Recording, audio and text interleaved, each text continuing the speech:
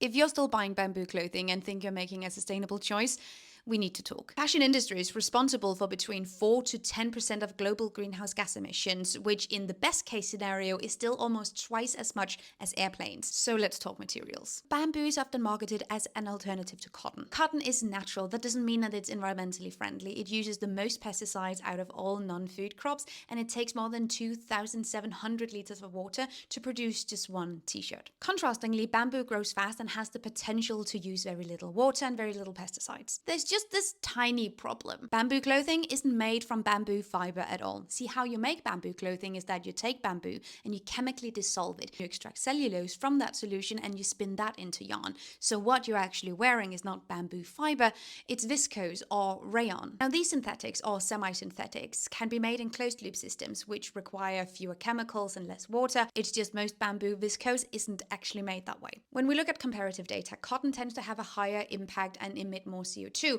than bamboo. But when we take chemical processing and power and end of life and pollution into account, those benefits shrink a lot. There are also studies that show that bamboo and cotton kind of use the same amount of water in their production. Bamboo-derived viscose has the potential to be quite low impact, but it doesn't mean that it inherently always is. If you take a sustainable method and you pop it into a fast fashion industry, that doesn't mean that it's going to be sustainable in there.